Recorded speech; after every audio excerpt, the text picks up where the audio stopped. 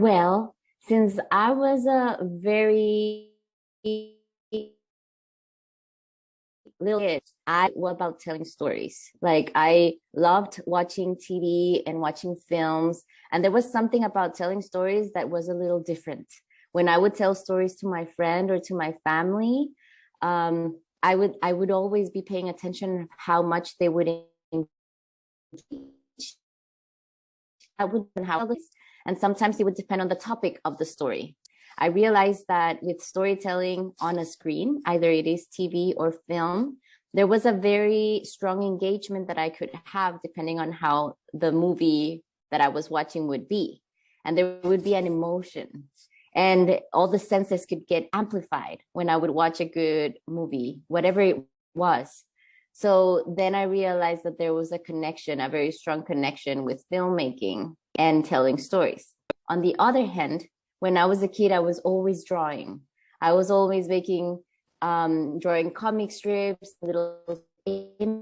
Actually, I wanted to make cartoons because that was what I would watch the most.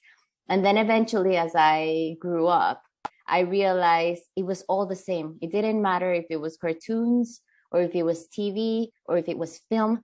There was a connection of people tell a story with them that you controlled and you learned the craft the correct way. You could also connect with the emotion of people and make people engage with your story and the message you want to tell, which can be dangerous, but it can be also very beautiful and create very important changes too.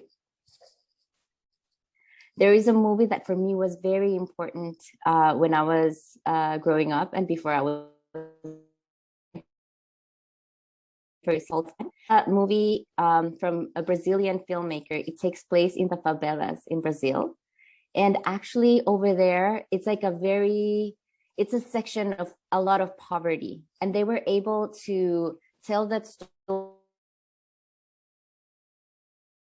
But they also involved the community. And all the actors were people that lived there. So they were not actors. They were like, it's called natural actors. So it was very interesting because it wasn't trained actors. It was, they went into the favela, like they'll connect people. A lot of the actors are kids actually. And they made like an acting school. And through that, they got to engage with the community. And it became the community of these favelas or towns in Brazil telling their own stories. So it was a very good way of seeing stories that are from a community that would normally not be able to tell the stories, but also be engaged with the movie. And they were part of it. And they shared a message where people could not only see from outside a world that they don't understand or they don't know, but to connect also with the human part and let the actors who were the people that live there connect with the audience. Me are even movies, the ones that I've produced directly, all of them are co-productions. Neither of them are completely Costa Rican. They have some level of partnership with another country. So for example, my first movie was Costa Rica, Singapore. My other movie was, and my third movie was a co-production with Costa Rica and Chile. So every time I make one of those movies with a different country, there's a collaboration between people of different countries. And that doesn't only bring up like a different way of making things, a fusion of like ways, but also we learn from each other. And by making those combinations of people from different places, you create stories that are unique in their own way. So I think that's something unique about my movies. But then there's one in particular that was very important for me, in when I was the first that able to that and not only make a film that took place in Costa Rica, even though it's a general space, but it took place in Costa Rica, and I was able to hire people that work in film in Costa Rica. And in Costa Rica, there's very little people that can make film. Like it's a very small industry. So it was also a way of activating people to be able to work in their own country. So that was very meaningful for me too.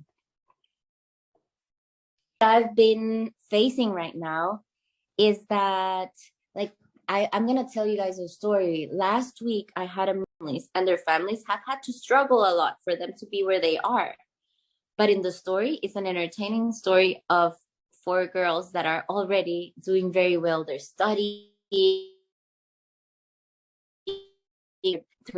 When we met with this writer, we asked her if she had any connection with Latin American stories and if she connected with it. And her impression of Latin America was poverty. That was it. And she was saying that she had experienced poverty when she was young and and stories like that. That is not necessarily that. Like this story wasn't about poverty. So that's a little bit what I was saying about people's perspective about different subjects. And that